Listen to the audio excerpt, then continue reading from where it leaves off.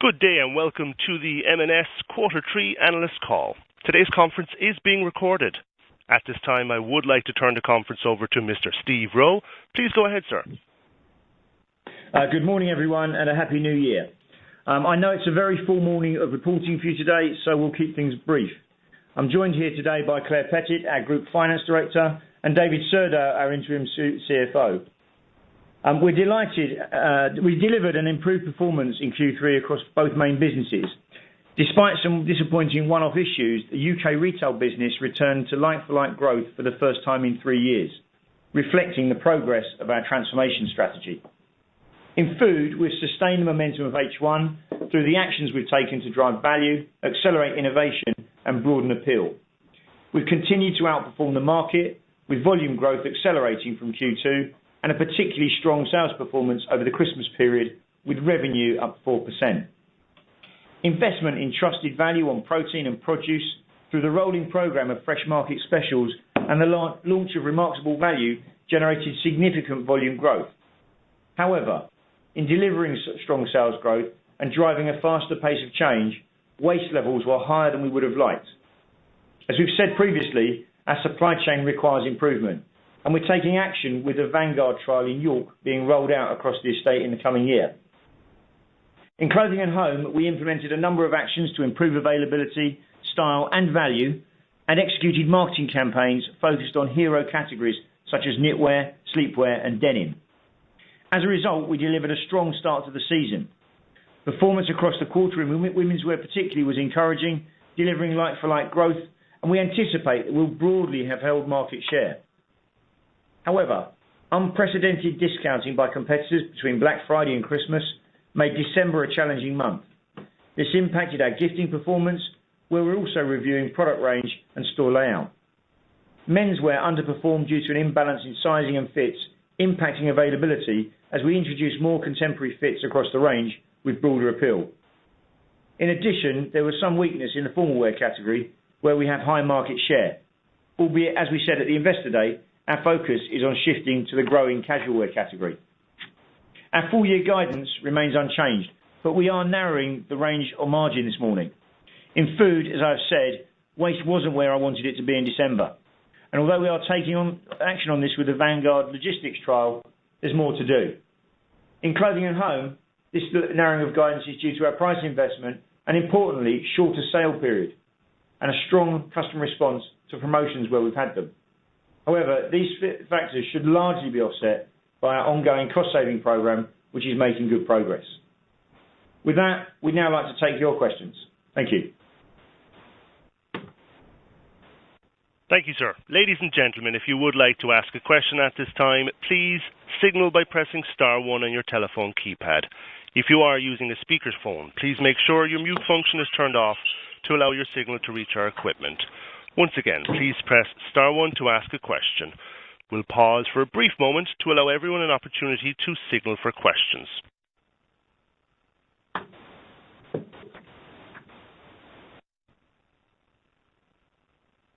We'll now take our first question over the phone from Richard Chamberlain from RBC. Please go ahead, your line is open. Morning, Richard. Well, thank you. Yeah, Happy New Year, Steve. Yeah, morning. Thank you. Can I start then with a couple on the food side? The food space contribution was broadly flat for the quarter.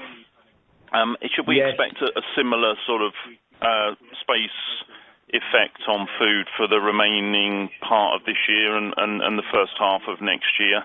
That's the first one. And then can you just give a bit more colour on the waste and supply chain issues in food? I'm just trying to understand to what extent they were genuinely one-off issues. I mean, I guess, isn't it the sort of nature of the business, more fresh, top-up shop, there's always a higher risk of more waste than average when sales trends are volatile. So I just wonder if you can just give a bit more colour, to the extent that those issues are one-off. Thanks. Yeah, sure. Okay, so the first thing, space-wise, broadly, it's the same over that period of time you've talked about. And as we get to the end of the financial year, we'll update you more on where we're headed with the footprint change programme. But broadly, it's as it is. Yeah, so there's not much change. Okay. In terms of the food waste, the first thing to say is we had the Christmas period was strong. We did a 4% increase in revenue. Volume was up ahead of that, and we had deliberately pushed to make sure we gain market share in those key categories. If you remember, 1 in 4 fresh turkeys in the UK come through M&S, and we really went for it. And if I'm honest, poultry sales were up by 11% in that period. The waste was literally in the weeks of Christmas. It's not a long-term conversation. It was in those 2 weeks. And it's in the categories where we really, frankly, went for it in terms of revenue, and we bought too much. I mean, make no bones about it, we bought too much. It wasn't helped by the fact that this is a funny shape to Christmas. And again, I'm saying this for colour, not because it's an excuse. But lots of people will be talking about record trading days this year because of the shape of Christmas. The pattern to trade was much later than normal. And as you said, in a fresh business, that does make it a little bit tricky, but that's not an excuse. Frankly, we bought a little bit too much in a few categories. Okay, but you're confident that you've got the systems or whatever or processes in place to try and reduce that risk in future periods? We talked to you guys before about the trial we started in York Vanguard, which is essentially the simplification and change to our logistics program through stored practice. And that's one part of an end-to-end transformation program in foods. We're still, as we said before, going to deal with the logistics side of it. And we saw progress during the course of last year, and we'll continue to roll that out in 2020. I think the key thing here is that we know we've got more work to do, but the biggest issue was what we bought versus what we sold. Sure, yeah, okay. Thanks for the colour. Thank you.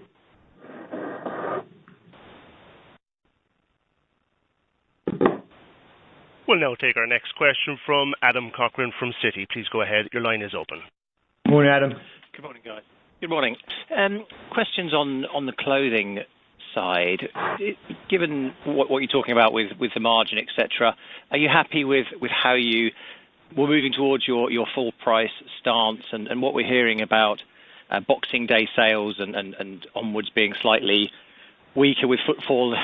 Do you have to change the way that the clearance operates? Is that something that you're having to address? Is there any thoughts on what you could do differently in that? And when you talked about the gross margin being down because you put the product when you put it into sale went through and sold through more quickly. Just an explanation really of the gross margin movement in general merchandise, please. Okay. So the first thing is, look, there is a lot of moving parts in how consumers traded Q3. I'm pleased with the progress we made. I'm particularly pleased with the progress we made in women's wear, lingerie, kids wear, and as I've said in the statement, more to do in men's wear. The issues that we saw as we got to December was that broadly from just before Black Friday all the way through December, discounting in the market was at an unprecedented level, both in terms of the scale of the discount and the breadth of the merchandise that was discounted. And that was the same online or in store. We said we're not going to play that. I believe in getting the price right first time and giving the customers trusted value, not high-low. But we will look at how certain categories perform, particularly things like gifting. In terms of how we saw customers react, we did see customers buy into discounts across the piece. And again, we'll look at that.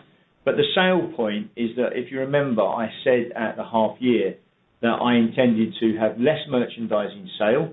We did in the October sale. We did again at Christmas, 12% less than last year. I would have liked it to have been more than that, but December was a little soft. But we're going on a program where we're going to continue to reduce terminal stock in the business.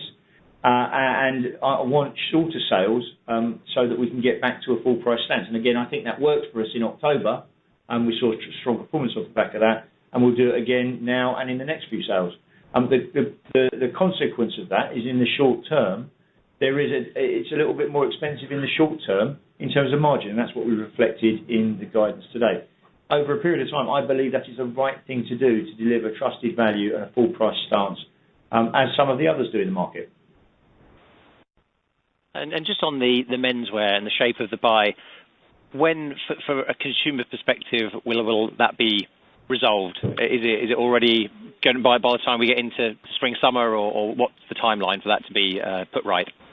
Yeah, I mean, we have made some changes already for spring. Look, I picked this up in the summer. We made a number of changes in how we're trading. Availability in total in clothing was substantially higher than it was last year, and I can tell you that spring launch is again better than it was last year.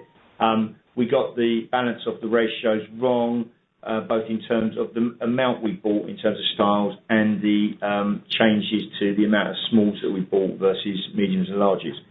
So a large chunk of that I've corrected. And as we speak, merchandise of more classic fit is arriving. I will review that in the next few weeks as we get the initial sales to see whether we've got that back to the right number or not.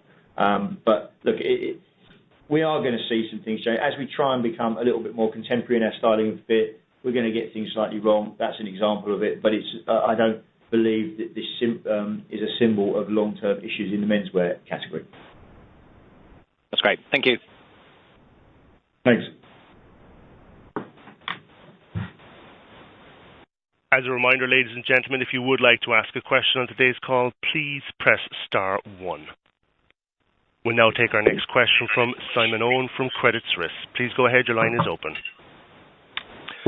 Good morning. Thanks for taking the question. Two questions from me. The first of which is, can you just talk about retained sales in the business from closed stores, which kind of back of the packet maths would seem to have should have given you 0.5, 0.6% LFL. Are you seeing that? And the second is really, can you just talk about the online performance, because your season seems to have gone wrong, as we neared Black Friday, and your online numbers still aren't good. So kind of what's wrong with that platform? Yeah. Okay. So I'm looking at Fraser to do the calculations for the retained sales. The retained sales are in line with the guidance we gave you at the half year, and we've not changed that at all. No, that hasn't really changed at all, the impact of sales transfer, no. Not at all. In terms of online, one thing I just want to unpack here is that it's not just a clothing business online, and the reason I say that is one of the big impacts on the number of our online sales this year. This quarter was actually the furniture business, and we record sales from the summer as we deliver them, and there was a decrease in the furniture business alongside many others, and that means that our clothing performance was sort of mid single digits, and we think broadly ahead of the market. However, there is still much more to do, and we are working very hard on search and on how the page loads, and again, making progress. The thing that I'm most pleased with, Simon, is that second year running, Donington didn't break. And not only did it not break, we remained in proposition for the period, and a competitive proposition, which I think is good. And importantly, we achieved a record level. 3 years ago, Donington was falling over, delivering 220,000 singles a day at peak. We peaked this year at 430,000 singles. So I'm pleased with the progress there, but notwithstanding that, we have got more to do. Fine. And can I just quickly ask about guidance? I'm slightly confused as to kind of whether you're holding guidance or whether you're saying that the additional food waste is in addition to existing guidance. I'm looking to one of my learning colleagues to say these are the correct words. So this is Claire Pettit. Hi. So what we're saying in terms of guidance on margin, I think we all have already guided in a range, and what we're telling you today is we're guiding towards the lower end of that range for gross margin. Okay, that's fine. Thank you very much. Simon, just to build on your point about Black Friday, what I would say, and this is worth looking at, the levels of discounting in the marketplace were unprecedented, and we saw a really big spike come out of the week sort of before Black Friday, which carried on. And by the time, the levels of discounting and the product that was being discounted was, I think, never seen before. And we will look at that with regards to Black Friday, but I'm really clear that this business wants to have a trusted value position and first price, right price. But it is worth noting the levels of discount in the market. Okay, thank you very much indeed.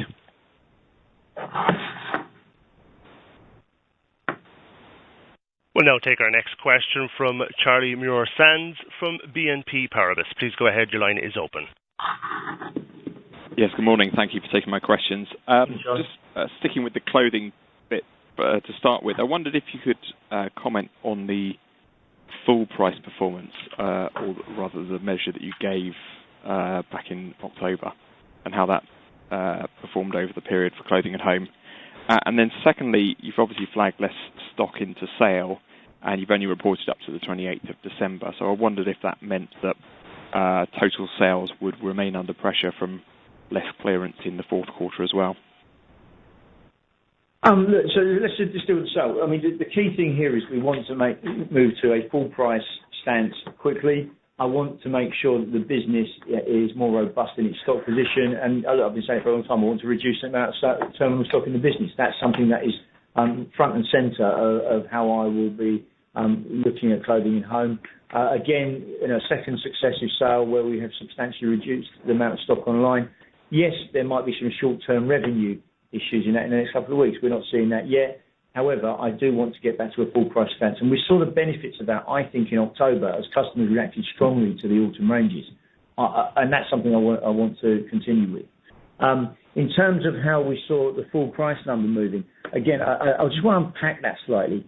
Yes, there's a slight difference. The key impact on last year was less reduced in the quarter, which takes down by about 1%, just short of 1% in terms of the like-for-like. And we've also got an issue within the home and gifting area. I can tell you that I'm pleased with the clothing like-for-like in the quarter. And as I said earlier, I believe that we will have held or marginally gained market share. Fantastic. And can you comment on whether you think the sourcing outlook for the year ahead for clothing and home looks benign or otherwise? In what respect, Charlie? Well, we've got... In terms of your ability to contain cost pressures from sourcing and...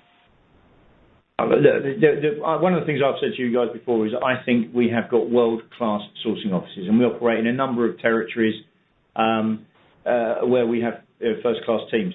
We continue to look actively at movement of merchandise to make sure we offset any change of currency, labour rates, etc., etc. Yes, there will be some pressure on currency, I'm sure, but we have shown that we can mitigate those over the last couple of years.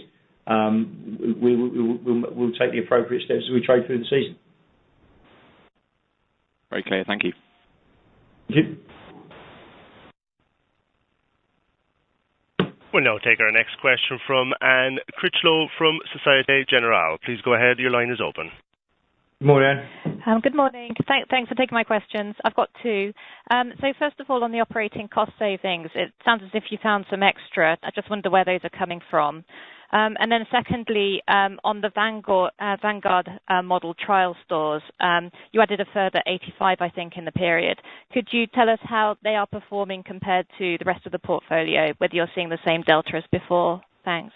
So let's do with the operating cost savings. I mean, that's within the guidance that we gave. I'm pleased with the progress we're making on cost reduction. The business, I think, over the last few years has shown a strong track record in this area, and we continue to work hard at it, albeit I still believe we've got more to do. One of the pleasing things that happened in the quarter, we're not crying about it, but jobs ticked off my list. We came off the mainframe, 2.5-year program, but to come off the IT mainframe, which makes us more agile and cheaper and leads to savings in the cost base, which I was really pleased with. And again, the improvements we made in Donington are starting to make the operation a little bit more efficient. But we have got more to do, and we'll continue to plug away alongside the guidance that we've given you previously. In terms of the Vanguard model, we did roll it out to a further 85 stores, as you said, through our Barnsley depot. The results we saw at the start of the quarter were broadly in line with the ones that we'd already given you. And we are pleased with that programme, both in terms of its improvements to availability and waste.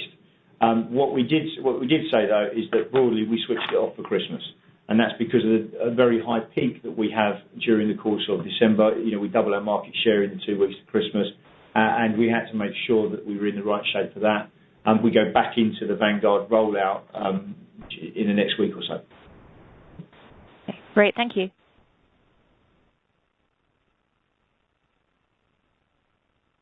We'll now take our next question from Georgina Johanna from JP Morgan. Please go ahead, your line is open. Good morning, Georgina.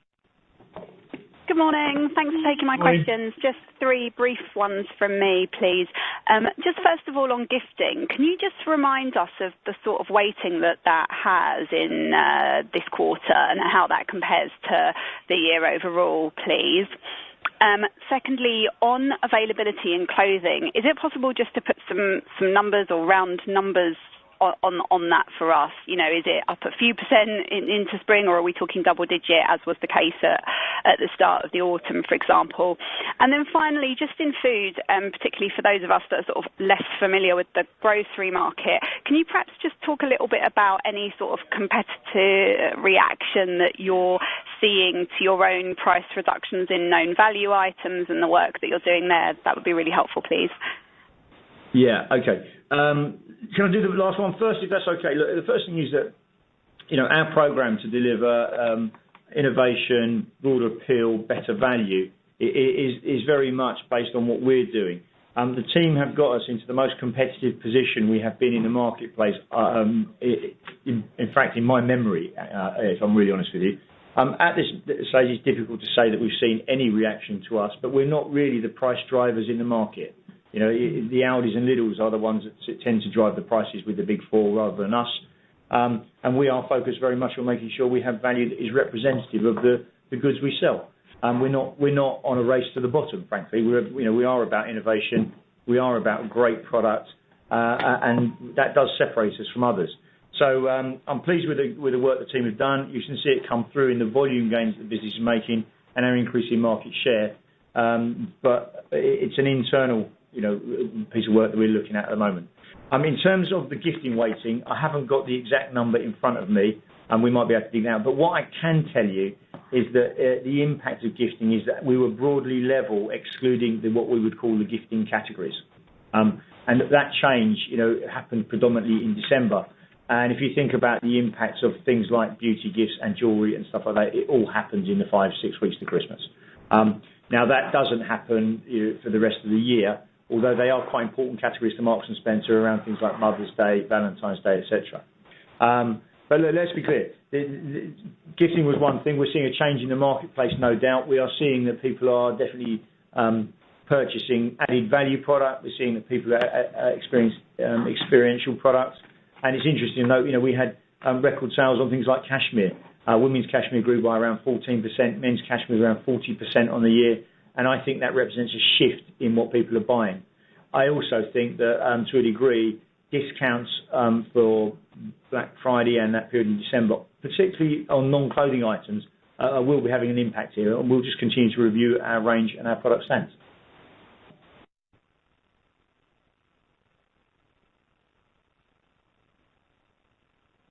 We'll now take our next question from Greg Lawless from Shore Capital. Please go ahead. Your line is open.